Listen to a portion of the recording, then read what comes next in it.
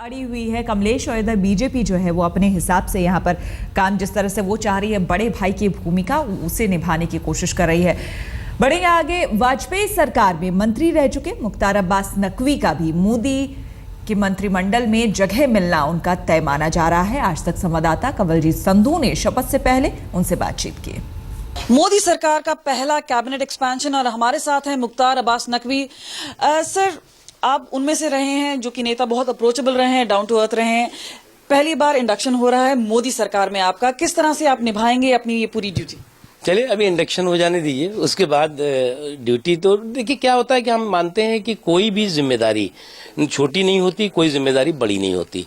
उस जिम्मेदारी को निभाने वाला कितने संकल्प के साथ, कितनी ईमानदारी के साथ, कितनी मजबूती के साथ काम करता है, वो महत्वपूर्ण है। आपकी एक लॉयल्टी रही है बीजेपी की तरफ। आप पहले भी थे जब बहुत कम मुसलमान थे, लेकिन अब लोग जुड़ते जा रहे हैं। लेकिन हमने देखा है कि चाहे मुख्तार अब्बास नकवी हो, नजमा हेपतुल्ला हो, शाहनवाज हुसैन है, तो कितना आपको लगता है इम्पोर्टेंस है कि मुस्लिम लीडर्स जुड़े हैं और आपको लगता है ये लॉयल्टी का एक रिवॉर्ड?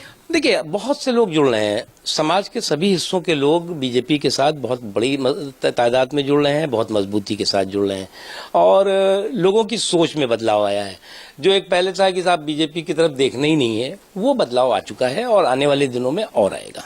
अगर हम बात करें, हम देख सकते हैं यहाँ पे पोस्टर्स लगे हैं जम्मू कश्मीर और झारखंड के चुनाव के, तो जाहिर सी बात है बीजेपी का जो अगला एजेंडा है वो खासतौर पे असेंबली इलेक्शंस पर रहेगा। जम्मू कश्मीर मुस्लिम डोमिनेटेड है, एक बहुत बड़ा और इम्पोर्टेंट अहम स्टेट माना जा रहा है। किस तरह से देखते हैं, आपको लगता है कि आपका इंडक्शन काफी फायदेमंद रहेगा बीजेपी? देखिए हमारा मानना है कि बीजेपी इन दोनों राज्यों में, चाहे वो जम्मू कश्मीर हो और चाहे झारखंड हो, इन दोनों राज्यों में हम भारतीय जनता पार्टी जीते। दोनों राज्यों में एक सुशासन का माहौल बने, जो विकास से कोसों दूर हो चुके हैं वहां के लोग, उस विकास के रास्ते पर दोनों राज्य चल सकें। एक आखिरी सवाल, अगर हम यहाँ दिखाएं, आप यहाँ पे ओथ ले रहे हैं, इस तस्वीर के बारे में हमें जरूर बताइए। ये कुछ पुरानी जो यादें हैं वो ताजा हो जाएंगी।